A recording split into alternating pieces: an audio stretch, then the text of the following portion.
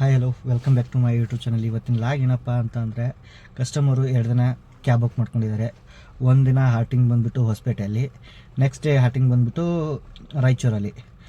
ರಾಯಚೂರಿಂದ ಹೆಚ್ಚು ಕಡಿಮೆ ಮಂತ್ರಾಲಯ 40 ಕಿಲೋಮೀಟ್ರ್ ಆಗುತ್ತೆ.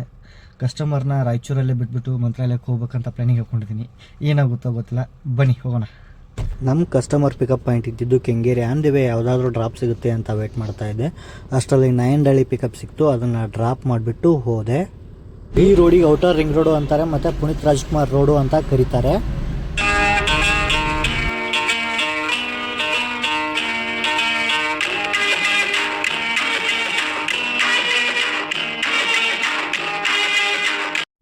ಇದು ಚಿತ್ರದುರ್ಗ ಬೈಪಾಸ್. ಸ್ಟ್ರೇಟಾಗಿ ಹೋದರೆ ದಾವಣಗೆರೆ 70 ಕಿಲೋಮೀಟ್ರ್. ಇಲ್ಲಿಂದ ಲೆಫ್ಟ್ ತೊಗೊಂಡು ಹೋದರೆ ಹೊಸಪೇಟೆ.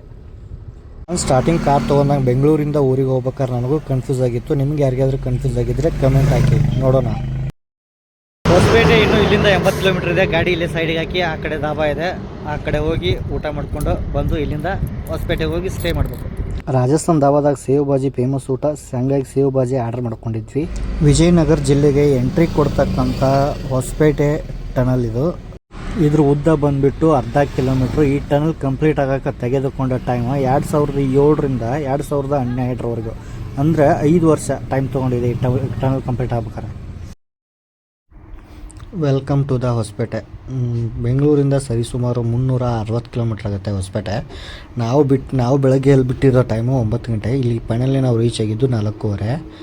ಕಸ್ಟಮರ್ ಹೇಳಿದರು, ನೀನು ಸ್ವಲ್ಪ ಹೊತ್ತು ರೆಸ್ಟ್ ಮಾಡ್ಕೋಪ್ಪ, ಇಲ್ಲಿಂದ ನೈಟ್ ಬಿಡೋದಾಗ್ಬೋದು, ಇಲ್ಲ ಅಂದರೆ ಬೆಳಗ್ಗೆ ಬಿಡ್ಬೋದಾಗುತ್ತೆ ಅಂತ. ಸರಿ ಓಕೆ ಸರ್ ಅಂತ ಹೇಳಿದೆ. ಹೊತ್ತು ರೆಸ್ಟ್ ಮಾಡ್ಕೊಂಡಾದ್ಮೇಲೆ ಒಳಗಡೆ ಸ್ನ್ಯಾಕ್ಸ್ ತಿನ್ನಬೇಕು ಅಂತ ಒಳಗಡೆ ಎಂಟ್ರಿ ಕೊಟ್ಟೆ. ಅನ್ಎಕ್ಸ್ಪೆಕ್ಟೆಡ್ ಆಗಿ ನನ್ನ ಫ್ರೆಂಡ್ ಸಿಕ್ಕ.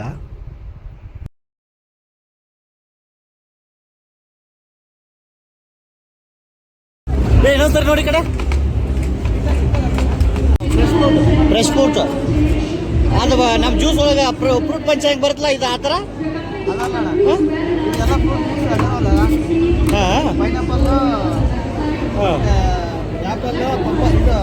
ಬಟ್ ಇಲ್ಲಿರೋ ಐಟಮ್ ಎಲ್ಲ ಇದರಲ್ಲಿ ಮಿಕ್ಸ್ ಇದೆ ಒಟ್ಟು ಐಸ್ಕ್ರೀಮ್ದಾಗ. ಸರಿ ಸರಿ.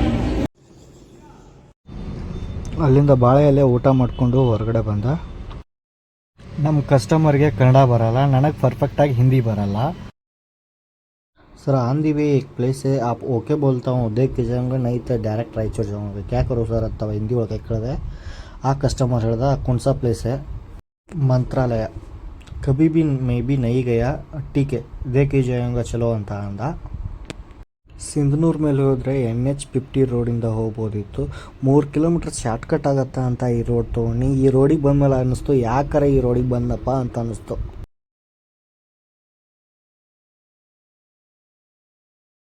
ನಾವು ರೀಚ್ ಆಗಿದ್ದು ಬೆಳಗ್ಗೆ 5:15. ನಮ್ಮ ಫ್ರೆಂಡ್ಸ್ ಇಲ್ಲಿ ಶೆಲ್ಲೆ ಮತ್ತು ಪಂಚೆ ಬಾರ್ಗೇನಿಂಗ್ ಮಾಡ್ತಾ ಇದ್ದಾರೆ ನೋಡಿ. ಇಲ್ಲಿ ಫ್ರೆಶಪ್ ಆಗೋಕ್ಕೆ ತುಂಗಭದ್ರಾ ನದಿಗೆ ಹೋದ್ವಿ. ತುಂಗಭದ್ರಾ ನದಿಯಲ್ಲಿ ನೀರಿರಲಿಲ್ಲ, ಹಂಗಾಗಿ ಪರ್ ಹೆಡ್ 55 ರೂಪಾಯಿ ಕೊಟ್ಟು ಫ್ರೆಶಪ್ ಆಗಿ ದರ್ಶನ ಮಾಡೋಕೆ ಹೋಗ್ತಾ ಇದ್ವಿ. ಬನ್ನಿ ಹೋಗೋಣ. ರಾಯರ ದರ್ಶನ ಮಾಡ್ಕೊಂಡ್ಬಿಟ್ಟು ಹೊರಗಡೆ ಬಂದು ಒಂದು ರೀಲ್ಸ್ ಮಾಡಿದ್ವಿ.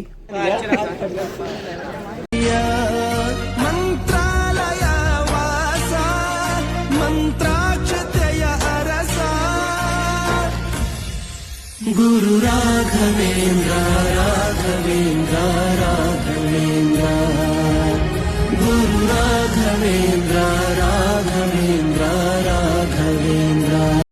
ಮಂತ್ರಾಲಯ ಸುತ್ತಮುತ್ತ ವಿಸಿಟಿಂಗ್ ಪ್ಲೇಸಸ್, ಅಭಯಾಂಜನೇಯ ಟೆಂಪಲ್, ಇನ್ನೂ ಸಾಕಷ್ಟು ಪ್ಲೇಸ್ ಅದಾವು. ನಮ್ಮ ಕಸ್ಟಮರ್ ಅರ್ಜೆಂಟ್ ಮಾಡೋ ಸಲುವಾಗಿ ಬೇರೆ ಪ್ಲೇಸ್ ನೋಡೋಕ್ಕಾಗಲಿಲ್ಲ. ಇನ್ನೊಂದು ಸರಿ ನಾನೇನಾದರೂ ಮಂತ್ರಾಲಯಕ್ಕೆ ಬಂದರೆ ರಾಯರ ಬಗ್ಗೆ ಡೀಟೇಲಾಗಿ ವಿಡಿಯೋ ಮಾಡ್ತೀನಿ. ರಾಯರ ದರ್ಶನ ಮಾಡ್ಕೊಂಡ್ಬಿಟ್ಟು ಹೊರಗಡೆ ಬರೋ ಅಷ್ಟರಲ್ಲಿ ಟೈಮ್ 8 ಗಂಟೆ ಆಗಿತ್ತು. ಹೊರಗಡೆ ಬಂದ ತಕ್ಷಣ ಟಿಫನ್ ಮಾಡಿಕೊಂಡು ಅಲ್ಲಿಂದ ನಾವು ಬಂದಿದ್ದು ಡೈರೆಕ್ಟ್ ರಾಯಚೂರಿಗೆ ಕಸ್ಟಮರ್ನ ಡ್ರಾಪ್ ಮಾಡುವಷ್ಟರಲ್ಲಿ ಬೆಳಗ್ಗೆ 10 ಗಂಟೆ ಆಗಿತ್ತು. 10 ಗಂಟೆಯಿಂದ ಇಲ್ಲಿವರೆಗೂ ನಾನು ಮಲ್ಕೊಂಡಿದ್ದೀನಿ. ನಿದ್ದೆ ಅಂತೂ ಕಂಫರ್ಟೇಬಲ್ ಆಗಿದೆ. ಕಸ್ಟಮರು ಮಿಡ್ನೈಟ್ ಬರ್ತೀನಿ ಅಂತ ಹೇಳಿದ್ದಾರೆ. ಇಲ್ಲಿಂದ ಬೆಂಗಳೂರು 9 hours 10 minutes ತೋರಿಸ್ತಾ ಇದೆ. ಎಷ್ಟೊತ್ತಿಗೆ ರೀಚ್ ಆಗ್ತೀವೋ ಗೊತ್ತಿಲ್ಲ. ಹೋಗಬೇಕಾದ್ರೆ ಕರ್ನಾಟಕ ಟು ಕರ್ನಾಟಕ ಹೋಗಿದ್ದೀನಿ. ಬರಬೇಕಾದ್ರೆ ಆಂಧ್ರ ಮೇಲೆ ಬರಬೇಕಾಯಿತು. ಯಾಕಪ್ಪ ಅಂದರೆ ಕರ್ನಾಟಕ ಬಂದಮೇಲೆ ಬಂದರೆ 90 ಕಿಲೋಮೀಟ್ರ್ ಜಾಸ್ತಿ ಆಗ್ತಾಯಿತ್ತು. ಲೆಫ್ಟಿಗೆ ಹೋದರೆ ಹೈದ್ರಾಬಾದು, ರೈಟಿಗೆ ಬಂದರೆ ಬೆಂಗಳೂರು. ಸ್ವಲ್ಪ ದೂರ ಬಂದಮೇಲೆ ಟೀಗಂತ ಬ್ರೇಕ್ ತೊಗೊಂಡಿದೆ. ನಮ್ಮ ಕಸ್ಟಮರ್ ಎಲ್ಲ ಮಲಗಿದ್ರು.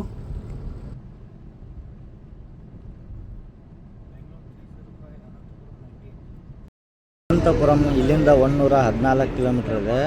ನಮ್ಮ ಕಡೆ ಜನ ಅದನ್ನು ಆತಂಪುರ ಅಂತ ಕರೀತಾರೆ. ಅನಂತಪುರಮಿಂದ ಬೆಂಗಳೂರಿಗೆ ಹೆಚ್ಚು ಕಡಿಮೆ 210 ಕಿಲೋಮೀಟ್ರ್ ಇದೆ. ಇಲ್ಲಿಂದ ಟೋಟಲ್ ನಾವು ಜರ್ನಿ ಮಾಡಬೇಕಾಗಿರೋ ಕಿಲೋಮೀಟ್ರ್ ಬಂದುಬಿಟ್ಟು 350. ನಮ್ಮ ಕಸ್ಟಮರ್ ಎಲ್ಲ ಮಲ್ಕೊಂಡಿದ್ದಾರೆ, ನಿದ್ದೆ ಬರುತ್ತೆ ಅಂತ ಇದು ಯಾವುದೋ ದಿಲ್ದಾರ್ ಅಂತ ಬಡೆ ಸೊಪ್ಪಿದು. ಇದನ್ನು ತಿನ್ಕೊಂಡು ಟ್ರಾವೆಲ್ ಮಾಡಬೇಕು. ಟೀ ಎಲ್ಲ ಕುಡ್ದಿದ್ದೀನಿ, ಮುಂದೆ ನಿದ್ದೆ ಬಂದರೆ ಈ ದಿಲ್ದಾರ್ ಬಡೆ ಸೊಪ್ಪು ತಿನ್ನಬೇಕು. ಫೈನಲಿ ಬೆಂಗಳೂರು ರೀಚ್ ಆಗಿದ್ದು ಮಧ್ಯಾಹ್ನ 1 ಗಂಟೆ. ಅಲ್ಲಿಂದ ಬಿಲ್ ಎಲ್ಲ ಸೆಟಲ್ಮೆಂಟ್ ಮಾಡಿಕೊಂಡು ವೀಲ್ ಅಲೈನ್ಮೆಂಟು ವೀಲ್ ಬ್ಯಾಲೆನ್ಸ್ ಮಾಡಿಸ್ಬೇಕಿತ್ತು ವೆಹಿಕಲ್ದು. 1000ದಿಂದ 9000 ಕಿಲೋಮೀಟ್ರ್ ರನ್ನಿಂಗ್ ಆದಮೇಲೆ ವೀಲ್ ಅಲೈನ್ಮೆಂಟು ವೀಲ್ ಬ್ಯಾಲೆನ್ಸ್ ಮಾಡಿಸೋದ್ರಿಂದ ಟೈರ್ ಲೈಫ್ ಚೆನ್ನಾಗಿ ಬರುತ್ತೆ.